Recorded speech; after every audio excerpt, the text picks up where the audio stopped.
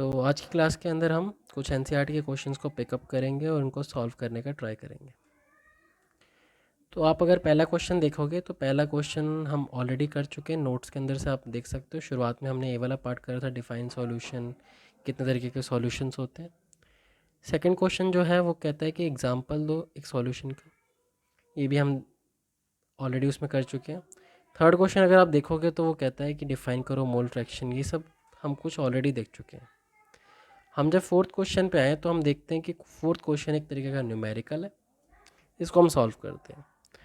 तो क्वेश्चन क्या कहता है कि आपके पास है 68% HNO3 या नाइट्रिक एसिड, और वो कह रहा आगे कि उसकी मोलैरिटी क्या होगी अगर आपको डेंसिटी गिवन है इतनी। ठीक है, तो फटाफट इसको सॉल्व करते हैं। तो अगर हम सॉल्यूशन को देखें तो सबसे पहले हम देखते हैं 68% HNO3 का मतलब क्या होता है। 68% HNO3 का मतलब है 68 ग्राम HNO3 प्रेजेंट है 100 ग्राम सॉल्यूशन के। आप सब जानते हो कि भाई जब भी हमारे लैब वगैरह के अंदर जो एसिड प्रेजेंट होता है उसके अंदर पानी भी तो होता है, तो वही है कि इसकी कंसनट्रेशन कितनी है 68%। इसका मतलब हम समझ गए 68 ग्राम HNO3 is present in 100 gram solution. मैंने जब कुछ क्वेश्चन सॉल्व भी करे थे मैंने आपको ये वाली बात बताई थी उस टाइम। और डेंसिटी आपको मैंशनड है 1.504 ग्राम पर ml, आपको डेंसिटी गिवन है और आपको फाइंड करना है मोलैरिटी। अब मोलैरिटी कैसे निकालेंगे, तो आप देखो मोलैरिटी का फॉर्मूला क्या होता है, नंबर ऑफ मोल्स बाय में वॉल्यूम ऑफ सॉल्यूशन इनटू 1000 अगर वॉल्यूम ml में दे रखा हो।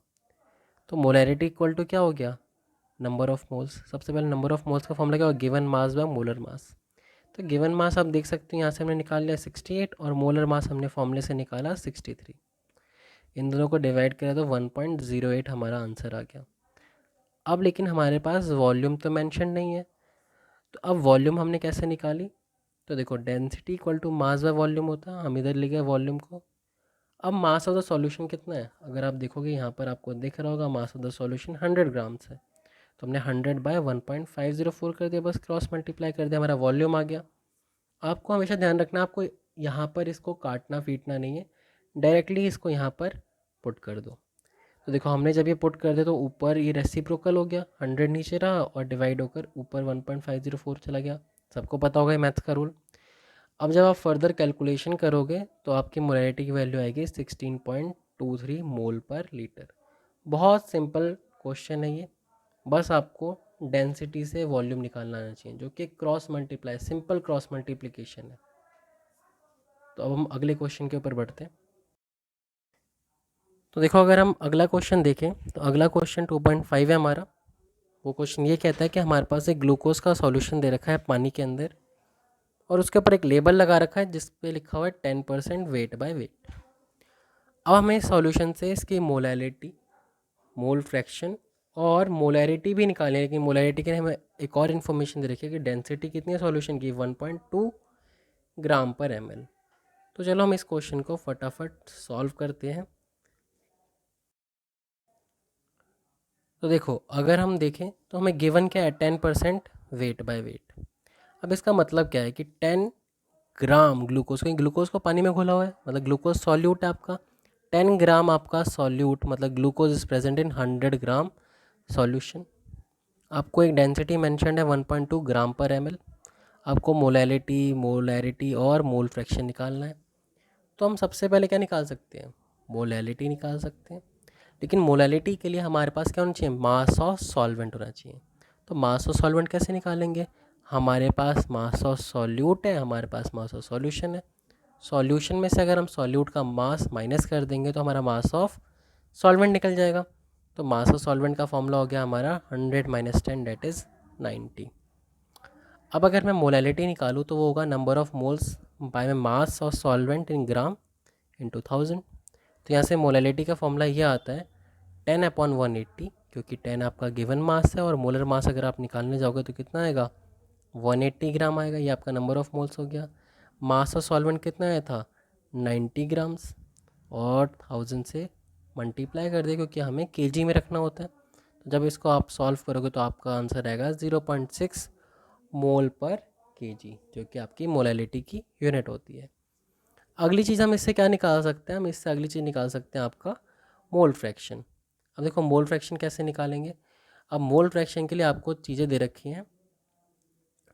तो देखो यहाँ पर मोल फ्रैक्शन का फॉर्मूला क्या होगा, number of moles of glucose, अगर आप ग्लूकोज का निकाल रहे हो मोल फ्रैक्शन अपॉन में number of molecule of glucose फिर से, और number of molecules of water. अब आप सब लोग जानते हो कि number of moles of glucose कितना आएगा, given mass of molar mass, given mass था हमारा 10 और मोलर मास हमने निकाला 180, डिवाइड कर दिया, फिर से नीचे 10/180 होगा, और फिर इधर क्या होगा 90/18, क्योंकि आपका मास ऑफ सॉल्वेंट कितना था 90 और मोलर मास ऑफ वाटर कितना होता है 18। अब आपने इन सब चीज़ों को काटा तो आप देख सकते हो इसको काट कर आ रहा है 0.055, इसमें भी आ रहा है 0.055, और आप जानते हो 90/18 कितना होता है 5। अगर आप डिनोमिनेटर में देखो तो ये जो है 0.055 वो बहुत ज़्यादा छोटा है 5 से, तो मैं इसको निगलेक्ट कर सकता हूँ डिनोमिनेटर से। आपको हमेशा ध्यान रखना है कि चीज़ों को हमेशा डिनोमिनेटर से निगलेक्ट करना है, कभी भी न्यूमरेटर से निगलेक्ट नहीं करना है, क्योंकि न्यूमरेटर से निगलेक्ट करने का मतलब क्या हो गया कि आपने उस चीज़ को ज़ीरो कर लिया, और ज़ीरो तो आंसर नहीं हो सकता ना वोल फ्रैक्शन, कुछ ना कुछ तो फ्रैक्शन वैल्यू आनी चाहिए। तो यहाँ से आपका आ गया 0 पॉइंट, अगर आप देखोगे आगे जाकर सॉल्व करने में तो आपका ये आ गया 0.055/5, क्योंकि आपने बाकी नीचे वाले टर्म निगलेक्ट कर दी। तो आप इसको डिवाइड करोगे तो आपका आंसर आएगा 0.01। तो ये आपकी आ गई मोल फ्रैक्शन ऑफ ग्लूकोज। अब आप अगर देखोगे, अगर हम मोल फ्रैक्शन ऑफ वाटर निकालेंगे तो मोल फ्रैक्शन ऑफ वाटर कितना होगा, हम 1 में से माइनस कर देते हैं मोल फ्रैक्शन ऑफ सॉल्यूट को, तो अगर 1 में से इसको माइनस कर दे तो हमारा आंसर कितना आ रहा है 0.99। क्लियर है। और मोल फ्रैक्शन क्या आप सबको पता नहीं चाहिए कोई यूनिट नहीं होती, क्योंकि मोल से मोल कट जाएगा तो कोई यूनिट ही नहीं आएगी। अगली बात आती है मोलैरिटी। तो मोलैरिटी का फॉर्मूला होता है number of moles of solute upon में वॉल्यूम ऑफ सॉल्यूशन इनटू 1000। लेकिन क्वेश्चन के अंदर वॉल्यूम तो मेंशन है ही नहीं, हमने नंबर ऑफ मोल्स निकाल लिया 10/180, क्योंकि 10 था हमारा given mass upon molar mass 180 कर लिया।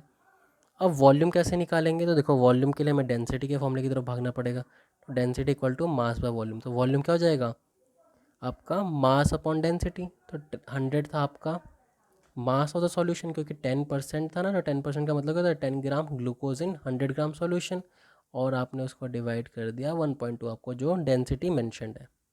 तो यहाँ से जब हमने सॉल्व करा चीज़ों को पुट करके तो हमारा आंसर आया 0.67 मोल पर लीटर।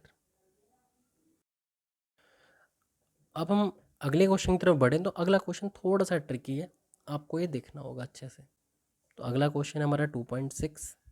तो 2.6 क्वेश्चन ये कहता है कि how many millimole of 0.1 M का मतलब है मोलरिटी आपको मैंशनड है HCl are required to completely react with 1 gram mixture of Na2CO3 and NaHCO3 containing equimolar amount of both. तो देखो क्वेश्चन बहुत थोड़ा सा लगेगा कि क्या क्या दे रखा है, हम इसको स्टेप बाय स्टेप सॉल्व करने की कोशिश करते हैं। तो देखो सबसे पहले आपको क्वेश्चन में अगर आप देखोगे तो 1 ग्राम मिक्सचर ऑफ दिस, मतलब आपको दोनों मिलाकर कितना दिया है 1 ग्राम दिया है। तो आपको ये दे रखा है Na2CO3 plus NaHCO3 equal to 1 ग्राम। आपको निकालना क्या है वॉल्यूम ऑफ 0.1 MHCl की कितना वॉल्यूम लगेगा। अब वॉल्यूम क्यों लगेगा, आप जानते हो ये दोनों न्यूट्रलाइज होंगे HCl से, तो पूछ रहे हैं इन दोनों को न्यूट्रलाइज कराने के लिए कितना आपका एसिड लगेगा। उसको सॉल्व करने के लिए उसने आपको एक हिंट दे रखा है। हिंट क्या दे रखा है कि दोनों के दोनों इक्वी मोलर है, मतलब दोनों के मोल्स क्या हैं बराबर है।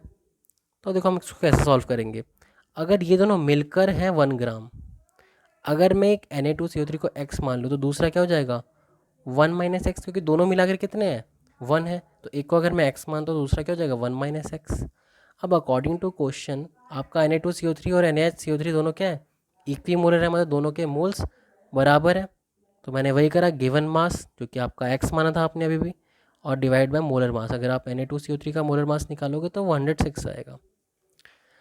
अब इसको मैंने बराबर कर दिया 1 - x, ये गिवन मास था आपका NaHCO3 का, और डिवाइड बाय मोलर मास 84 जो NaHCO3 का होता है। तो इन दोनों को बराबर क्यों करा हमने, क्योंकि आपको क्वेश्चन के अंदर ऑलरेडी मैंशनड है कि दोनों को दोनों क्या है इक्वी मोलर है। आप देख सकते हो यहाँ पर मैंशनड है इक्वी मोलर। अब जब आपने सॉल्व करा क्रॉस मल्टीप्लाई कर दिया, मैंने इसको इधर ले गया इसको इधर ले गया, तो यहाँ पर आ गया 106 minus 106x equal to 84x। अगर देखो कि अगर मैं लेफ़्ट और राइट ले जाकर माइनस कर दूँ तो यहाँ पर आ जाएगा 106 इक्वल टू 190 एक्स। तो यहाँ से x की वैल्यू कितनी हो जाएगी आपकी 106 अपॉन 190, और x को आप डिवाइड करके निकालोगे तो आएगा 0.56 ग्राम। अब ये तो मेरा वो आ गया x की वैल्यू। x क्या माना था आपने, मास ऑफ Na2CO3 माना था, गिवन मास ऑफ Na2CO3। अगर मैं नंबर ऑफ मोल्स बोलूँ तो आप बोलोगे भैया given mass by molar mass कर दो, मैंने वही कर दिया, given mass by molar mass, क्योंकि x माना था x का ये पुट कर दो 0.56, तो आपका यहाँ से आंसर आया 0.05। अब क्वेश्चन में क्या करता है, इक्वी मोलर बोल रहा था ना, तो जब इसके इतने मोल्स हैं Na2CO3 के, तो NaHCO3 के तो इतने ही मोल्स होंगे। अगर आपको इसमें भी डाउट है तो 1 - x को आप लगा कर भी देख सकते हो। वैसे ही इक्विमोलर जब बोलते तो दोनों के मोल्स बराबर होने चाहिए, दोनों चीज़ बराबर होनी चाहिए थी, जो कि हमने लिख दी। अभी हमारा क्वेश्चन कंप्लीट नहीं हुआ है, क्यों? क्योंकि वो पूछ रहा है कितना HCl लगेगा दोनों से कम्प्लीटली रिएक्शन करने के लिए, तो उसको हम सॉल्व करते हैं। तो देखो, अगर हम एक नॉर्मल रिएक्शन देखें, स्टोकियोमेट्रिक रिएक्शन देखें, तो Na2CO3 रिएक्ट करता है HCl से और NaCl H2O और CO2 निकालता है।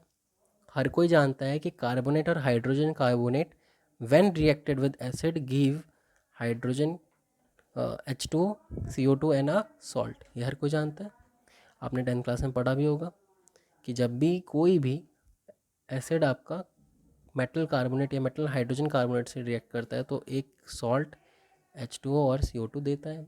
इसके कन्फर्मेटरी टेस्ट के लिए आपने लाइम वाटर टेस्ट भी करा होगा, जिसके अंदर लाइम वाटर टर्न मिल्की, क्योंकि CO2 होता है और CO2 क्या करता है, उस लाइम वाटर को मिल्की कर देता है। तो अब देखते हैं जो हमारे क्वेश्चन के अंदर रेलिवेंस रखती हैं चीज़ें। तो देखो, वो कह रहा है कि भाई हमने एक बैलेंस केमिकल इक्वेशन लिखी है, क्योंकि आपको पता होना चाहिए जब भी हम स्टोकियोमेट्री के क्वेश्चन 11th में सॉल्व करते थे तो हमेशा एक बैलेंस केमिकल इक्वेशन लिखते थे। तो देखो, मैंने जब एक बैलेंस केमिकल इक्वेशन लिखी तो क्या आई, Na2CO3 plus 2HCl give 2NaCl plus H2O plus CO2। Similarly मैंने अगर NaHCO3 की रिएक्शन देखी तो उसके साथ जब HCl की रिएक्शन हुई तो एक सॉल्ट H2O और CO2 मिला, सेम मिलना था, क्योंकि हाइड्रोजन कार्बोनेट और कार्बोनेट के साथ सेम चीज़ें मिलती हैं। लेकिन जब मैंने बैलेंस करा तो मेरे को ये पता लगा कि NaHCO3 plus 1HCl give NaCl plus H2O plus CO2, मतलब यहाँ पर ये 2 है और यहाँ पर ये 1 है। इनका मतलब क्या है? अगर मैं इन दोनों बातों को डिकोड करूँ तो यहाँ से मैं बोल सकता हूँ ना कि 1 mole of Na2CO3 react with 2 mole of HCl। अगर आप शुरुआत में देखोगे तो यही तो कह रहा है पहला इक्वेशन, कि 1 मोल रिएक्ट विद 2 मोल HCl। तो ये वाली बात आपको समझ आ गई होगी। तो इससे एक और बात क्या समझ आती है हमें कि 1 मोल NaHCO3 वो कितने से रिएक्ट करता होगा, 1 मोल HCl से रिएक्ट करता होगा, यहाँ पर भी 1 है और यहाँ पर भी 1 है। ये दोनों बात आपको क्लियर हो जानी चाहिए। हमने ऐसे क्वेश्चन पहले भी आपने 11th के अंदर बहुत ज़्यादा सॉल्व करे होंगे। यहाँ पर देख रहे हो, वहाँ पर 1 है, यहाँ 2 है, तो इससे क्या पता लगता है कि 1 mole this react with 2 mole this. लेकिन यहाँ पर 1 है, यहाँ पर भी 1 है, तो यहाँ से पता लगता है कि 1 मोल NaHCO3 react with 1 mole of HCl। तो ये दोनों बातें मैंने यहाँ पर लिखी हुई हैं। अब आपको पता होगा भाई, यूनिटरी मेथड में जब मुझे एक चीज़ की वैल्यू पता लग जाती है तो दूसरे को मैं आराम से निकाल लेता हूँ। तो 1 का पता है तो 0.05 का कितना होगा, 0.05 ही रहेगा। किसके लिए, NaHCO3 के लिए, क्योंकि NaHCO3 1 और 1 था, तो जितना ये लगेगा उतना ये लगेगा। लेकिन अगर मैं उतने ही मोल्स 0.005, अब 0.005 ही क्यों ले रहा हूँ, क्या आप देख सकते हो कि number of moles of Na2CO3 और NaHCO3 कितने आए थे, 0.005 आए थे। अब ये रिएक्ट करते हैं 1 से और ये रिएक्ट कितने से करेंगे, 0.05 इंटू 2 से रिएक्शन करेंगे, क्योंकि आप देख सकते हो यहाँ 2 है और यहाँ क्या है, 1 है। ठीक है, अब मैं थोड़ा सा इसको मिटा देता हूँ ताकि मैं आपको अच्छे से बता पाऊँ इस चीज़ को। तो देखो 0.005 मोल्स NaHCO3 कितने से रिएक्ट करेंगे, 0.005 HCl से रिएक्ट करेंगे, क्योंकि यहाँ पर इक्वल इक्वल होना चाहिए। लेकिन आप देख रहे हो जितना ये होगा उसका ट्वाइस ये लगेगा। तो Na2CO3 के केस में अगर ये 0.005 है तो ये कितना लगेगा, उसका 2 गुना लगेगा। तो टोटल HCl कितना लगा, तो आप बोलोगे दोनों को ऐड कर दो, तो मैंने दोनों को ऐड कर दिया तो कितना आ गया, 0.015 मोल्स आ गए मेरे। अब लेकिन आपको क्वेश्चन में क्या निकालना था कि भाई कितना वॉल्यूम लगेगा। अब वॉल्यूम के लिए आपको मोलैरिटी का वैल्यू दे रखी थी वहाँ पर 0.1। तो मोलैरिटी इक्वल टू क्या होता है, number of moles of solute by volume of solution into 100। अब मोलैरिटी आपको मेंशन है 0.1, अब आपने क्या मेंशन कर दिया उसके बगल में, नंबर ऑफ मोल्स जो कि आपने निकाले थे, कितने आए थे अभी देखा हमने 0.015 आए थे, और वॉल्यूम तो आपको निकालना ही है। तो यहाँ से अगर आप वॉल्यूम के लिए सॉल्व करोगे क्रॉस मल्टीप्लाई करके, तो आपका आंसर आएगा 157.8, 157.8 आंसर आएगा। ये क्वेश्चन थोड़ा सा ट्रिकी था, आप 2-3 बार इस चीज़ को देखो ताकि आपको क्रिस्टल क्लियर हो जाए। अगर आपको फिर भी कोई डाउट आता है तो आप मेरे से पूछ सकते हो। अब अगर हम अगला क्वेश्चन देखें, तो अगला क्वेश्चन कहता है कि एक सॉल्यूशन आपने प्रिपेयर करा है। कैसे करा है प्रिपेयर? तो 300 ग्राम मिलाया है 25% सॉल्यूशन, कोई एक सॉल्यूशन मिक्स करा है, और उसके साथ दूसरा सॉल्यूशन मिक्स करा है जो कि है 400 ग्राम 40% सॉल्यूशन बाय मास। और आपको कह रहा है calculate the mass percentage of resulting solution, आपको मास परसेंटेज निकालना है। तो देखो हम इसको कैसे सॉल्व करेंगे। सबसे पहले मास परसेंटेज का फॉर्मूला क्या होता है? वो होता है mass of solute by mass of solution into 100। तो यहाँ से अगर आप डिकोड करोगे लाइन को, तो 300 ग्राम 25% सॉल्यूशन का मतलब क्या है कि 25% सॉल्यूट प्रेजेंट है टोटल 300 ग्राम सॉल्यूशन के अंदर। तो सॉल्यूट कितना हो गया? आप बोलोगे 25% ऑफ 300, तो 25% ऑफ 300 कितना हो गया? 75 ग्राम। तो इस वाले के अंदर सॉल्यूट कितना था? 75 ग्राम। बेसिकली आपके पास दो कंटेनर है, एक में ये वाली चीज़, ये वाला कंडीशन है, और दूसरे में ये वाला कंडीशन है। आपने दोनों को मिक्स करके एक तीसरा सॉल्यूशन बनाया और उसका मास परसेंटेज आपको बताना है। तो हमने क्या निकाल लिया? पहले वाले के अंदर सॉल्यूट कितना था। सिमिलरली अगर आप देखोगे तो 40% सॉल्यूशन का मतलब क्या है कि 40% सॉल्यूट है 400 में से। तो 40% कितना हो गया 400 का? 160 ग्राम। तो आपको पता लगा कि एक के अंदर सॉल्यूट कितना था? 75। एक के अंदर सॉल्यूट कितना था? आपका 160। तो टोटल सॉल्यूट कितना हो गया? तो टोटल सॉल्यूट हो गया 160 प्लस 75। अब 160 प्लस 75 कितना हो जाता है आपका? 235। अब देख सकते हो ये आपका हो गया टोटल मास ऑफ सॉल्यूट। और टोटल सॉल्यूशन कितना हो गया भाई? 300 ग्राम और 400 ग्राम ही तो मिक्स करा है। तो ये आपका हो गया 700 ग्राम टोटल मास ऑफ सॉल्यूशन। अब मास परसेंटेज का फॉर्मूला आप देख ही सकते हो। तो मास ऑफ सॉल्यूट कितना था? 235 divide by mass of solution कितना हो गया? 700 इंटू 100। अब अगर इधर से सॉल्व करते तो आंसर आता है आपका 33.5%। अब आप अगर अगला क्वेश्चन देखो, तो अगला क्वेश्चन कहता है कि एक एंटी फ्रीज सब सॉल्यूशन। देखो एंटी फ्रीज सॉल्यूशन क्या होता है बेसिकली? अब ऐसा सॉल्यूशन जो कि फ्रीज और कम पॉइंट बॉइलिंग पॉइंट पर, अगर मैंने आपका एक एप्लीकेशन बताया होगा आपका डिप्रेशन इन फ्रीजिंग पॉइंट का, जिसके अंदर आपको मैंने बताया होगा कि भाई हम वाटर के साथ कुछ इलेक्ट्रोलाइट्स वगैरह डाल देते हैं ताकि कार्बोनेटर वगैरह के अंदर जो वाटर होता है वो पहाड़ों वगैरह में जमे ना। ठीक है, क्योंकि अगर वो जम जाएगा तो भाई गाड़ी अच्छे से मूव नहीं करेगी। तो हम क्या करते हैं, जो पानी डालते हैं उसके अंदर एक्चुअल में वाटर होता है विद मैनी इलेक्ट्रोलाइट। वैसी एक एंटी फ्रीज सॉल्यूशन है जो कि आपका किसका बना हुआ है? इथाइलिन ग्लाइकोल का बना हुआ है। इथाइलिन ग्लाइकोल का फॉर्मूला क्या होता है? C2H6O2। अब आपने इसको प्रिपेयर करने के लिए कितना लिया इथाइलिन ग्लाइकोल? 226.6 ग्राम्स लिया है। और कितने ग्राम पानी में डाला है? 200 ग्राम पानी में डाला है। तो ये आपका सॉल्यूट और ये हो गया आपका सॉल्वेंट। और वो आगे कह रहे हैं कैलकुलेट द मोलैलिटी। पहली बात निकालो मोलैलिटी। और जब आप मोलैरिटी निकाल लोगे तो आपको क्या निकालना है? मोलैरिटी भी निकालनी है जब आपको डेंसिटी 1.072 ग्राम पर एम एल दे रखी हो। ऐसे क्वेश्चंस आपने पहले भी सॉल्व करे थे, इसको फटाफट सॉल्व करते हैं। तो देखो आपको क्वेश्चन के अंदर ऑलरेडी मैंशन है मास ऑफ सॉल्वेंट और मास ऑफ सॉल्यूट भी दे रखा है। तो मास ऑफ सॉल्यूट से हम क्या निकाल लेंगे? Number of moles. और मास ऑफ सॉल्वेंट दे रखा तो मोलैलिटी की तो साइज गिवन ही है, तो निकाल लेते हैं। तो मोलैलिटी के लिए सबसे पहले पुट करते हैं number of moles of solute bye में मास ऑफ सॉल्वेंट इनटू 1000। तो number of moles of solute कितना होगा? Given mass by molar mass. Given mass आपका कितना था? 222.6। और मोलर मास आप निकाल सकते हो इथाइलिन ग्लाइकोल का, कितना आता है? 62 ग्राम्स आता है। और मास ऑफ सॉल्वेंट कितना लिखा है? 200 ग्राम, और इंटू 1000 करोगे। अब जब इसको पूरा सॉल्व करोगे तो आपका आंसर आएगा 17.95 मोल पर केजी, क्योंकि मोल पर केजी क्या होती है? मोलैलिटी की यूनिट होती है। अगर आप आगे सॉल्व करोगे तो आगे आप देखोगे कि आपको निकालना है मोलैरिटी। तो मोलैरिटी का फॉर्मूला था number of moles by volume of solution into 1000।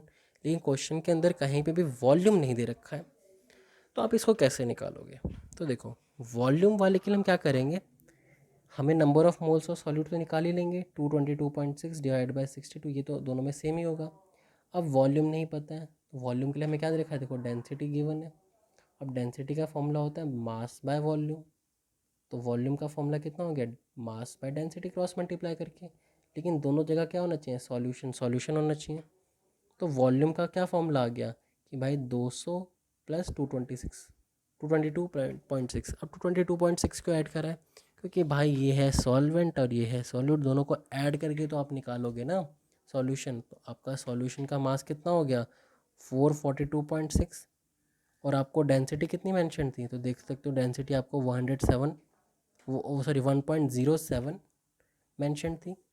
अब अगर आप दोनों को डिवाइड आपको नहीं करना है, आपको ध्यान रखना है, आप डायरेक्टली इस वैल्यू को पुट करोगे, मैंने डायरेक्टली देखो पुट कर दिया, रेसिप्रोकल होकर ये ऊपर चला गया 1.072।